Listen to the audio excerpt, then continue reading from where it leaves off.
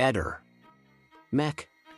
Pallister. Il ritrovamento del corpo di Christian Molnar, nascosto per giorni nelle gole del Natisone, ha spazzato via definitivamente la speranza dei familiari del 23enne nella tragedia dei 3 ragazzi uccisi dalla piena del fiume friulano. Ora restano solo la rabbia, lo sconforto e le domande. La più ricorrente è sempre la stessa: si è fatto il massimo per salvarli? La famiglia di Patrizia, una delle 2 ragazze coinvolte, chiede chiarezza e accende un faro su chi ha assistito alla scena riprendendo con il telefono. Nel telefono di mia figlia è documentato tutto fino all'ultimo minuto. Anche il comportamento di chi guardava dal ponte. Vogliamo la verità, che si faccia chiarezza su quanto accaduto, ha dichiarato la madre della ragazza, come riportato dal Gazzettino. Patrizia, quel giorno, aveva allertato i soccorsi prima di essere trascinata via dalla corrente impetuosa dell'acqua. Il suo dispositivo è stato poi ritrovato durante le ricerche e consegnato alla procura per le verifiche sulle tempistiche dei soccorsi. Ma la memoria di quello smartphone custodisce anche altri dati preziosi. Nel suo telefono c'è tutto: le 4 telefonate, le foto e i video. Quando è arrivata sulla spiaggetta, all'1:18, ha scattato una foto. Ci sono immagini che mostrano tutto, fino all'ultimo momento, inclusa la gente che era sul ponte si potevano salvare. Questi ragazzi sono stati lasciati lì da soli, racconta Miaela, che ora indossa uno dei braccialetti di Patrizia. Quando l'hanno trovata, aveva ancora addosso tutti i suoi braccialetti e anelli.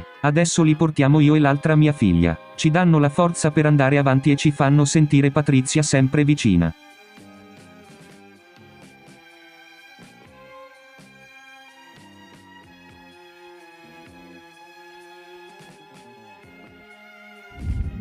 Una donna è stata trovata morta nella sua abitazione di Beinette questa mattina, venerdì 28 giugno. Si pensa ad un femminicidio. Sarebbe stato il marito ad uccidere la moglie tra le mura domestiche, in via Iosina. Lui stesso, poi, avrebbe avvertito i carabinieri, che hanno poi provveduto a interrogarlo. L'assassinio sarebbe avvenuto per strangolamento. La coppia era sposata da oltre 50 anni, la donna era da tempo malata.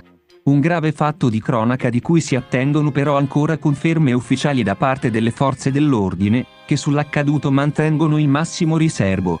I carabinieri erano presenti in mattinata sul luogo incriminato. Giallo in Vaticano, a Roma per la morte di uno studente americano di 21 anni trovato impiccato in bagno, in una struttura alberghiera nell'area del Vaticano, in via Aurelia 208. La tragedia si è consumata nella mattinata di ieri. Ora sul caso indaga la Polizia di Stato, con gli agenti del distretto Aurelio e dell'Ispettorato del Vaticano, coadiuvata dalla Gendarmeria Vaticana. Per capire se si sia trattato di un gesto estremo o se ci siano elementi che possano aprire altri scenari. A dare l'allarme è stato un educatore del giovane che era andato a cercarlo perché non aveva più sue notizie. Arrivato davanti alla stanza del ragazzo, dopo aver bussato più volte, l'insegnante si è fatto aprire da un dipendente dell'albergo. La stanza era in ordine e la porta del bagno era chiusa dall'interno. Una volta aperta la porta poi c'è stata la terribile scoperta. Il 118 accorso sul posto non ha potuto fare altro che appurarne il decesso. Lo studente era arrivato a Roma lo scorso mercoledì 26 giugno insieme a un gruppo di altri ragazzi americani per frequentare un corso universitario. Secondo quanto appreso divideva la camera con altri 2 ragazzi con i quali, secondo le testimonianze, la vittima avrebbe avuto un diverbio proprio. Sempre secondo quanto raccontato da altri studenti agli investigatori, il 21enne avrebbe tentato un approccio sessuale con almeno uno dei 2 compagni di stanza. I 2, secondo quanto riferito, avrebbero quindi lasciato la stanza dormendo la prima notte altrove.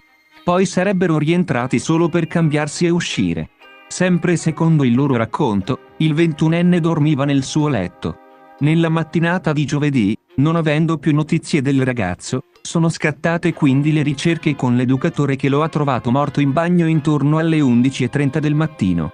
Al momento non viene esclusa nessuna ipotesi, neanche quella del gesto estremo. Gli studenti saranno riascoltati. Determinante, secondo quanto si apprende, saranno le immagini delle telecamere di sorveglianza, i rilievi della polizia scientifica nella stanza e l'esame autoptico. Hanno sparato nel cuore di Napoli, nelle strade del centro storico piene di turisti. E ora un ragazzo incensurato di 25 anni, Alessio Bianco, aiuto pizzaiolo, è ricoverato in gravi condizioni in ospedale con una ferita all'inguine, mentre un altro giovane, un 22enne, Nunzio Saltalamacchia, nipote di un capoclan della zona dei quartieri spagnoli e anche lui incensurato, è rimasto ferito in maniera più lieve a un piede. Era quest'ultimo, molto probabilmente, l'obiettivo del sicario che è entrato in azione 10 minuti prima dell'1 del mattino davanti a un bar all'incrocio tra via Santa Chiara e Largo Banchi Nuovi.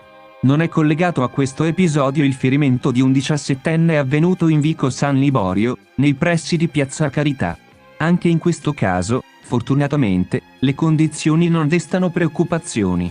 Davanti all'ospedale vecchio Pellegrini Ciro Bianco, il papà di Alessio, dice: mio figlio ha sempre lavorato da quando era piccolino. Prima in una salumeria, poi dopo il Covid aveva perso il posto ma non si era arreso. Da 2 anni lavora come aiuto pizzaiolo in un ristorante di Piazza San Gaetano. Non ha mai avuto problemi con la giustizia, né droga, né altro. Vorrei sapere anche io che cosa è successo. Ciro racconta che Alessio era tornato dal lavoro ieri sera ed era uscito poco dopo anche perché oggi era il suo giorno di riposo. Dopo le 2 ci hanno chiamato. Ora spero solo che possa rimettersi presto.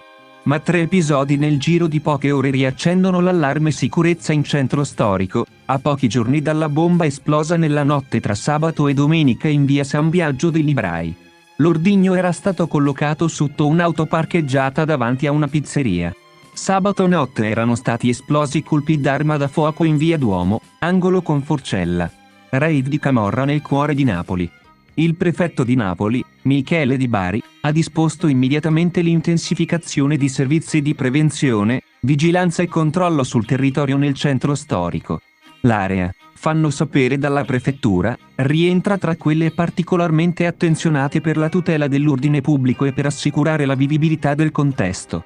Allo scopo di aumentare la percezione di sicurezza non solo dei residenti ma anche dei numerosi turisti e visitatori che quotidianamente vi affluiscono. A 3 giorni dall'agghiacciante omicidio di Thomas, il 17enne ucciso a Pescara all'interno del parco Baden-Powell, in pieno centro, a ridosso della ferrovia, parla il padre, colonnello dei carabinieri, di uno dei minorenni coinvolti nel delitto. Mio figlio vivrà una vita da consegnato come diciamo noi. Desidero che tenga presente nel tempo cosa è accaduto, che abbia vivo il ricordo del ragazzo che ha visto morire e che ne sia all'altezza le parole dell'ufficiale, che dirige un reparto importante dell'Arma, in un'intervista al Corriere della Sera, in cui non declina formalmente qualsiasi propria responsabilità. Anzi, non solo non mi assolvo come padre, ma dico che qui nessun adulto può assolversi davvero. E dico che forse è peggio di come la state rappresentando voi, ha puntualizzato. E alla domanda se controllasse o meno gli spostamenti del figlio, risponde: certo. Gli chiedevo dove andasse e cosa facesse, chi erano i suoi amici e come impiegassero il tempo. Mi diceva esco con il mio amico, figlio di un avvocato, oppure mi vedo con quell'altro, figlio di un tuo collega. Avrei dovuto indagare più a fondo? Avrei dovuto non accontentarmi? Si domanda il genitore che prenderà provvedimenti nei confronti del figlio. Vorrei che vivesse migliorando la sua vita da ora in avanti. Per l'omicidio di Thomas è indagato anche un 16enne, figlio di un'avvocatessa e insegnante pescarese. Nel 2021, il lockdown imposto dal Covid lo aveva segnato duramente. Tanto che l'allora 13enne avrebbe tentato il suicidio gettandosi dal ponte del mare di Pescara. Era sopravvissuto, dopo essere atterrato su un terrapieno. Ehi, non dimenticare di iscriverti a questo canale.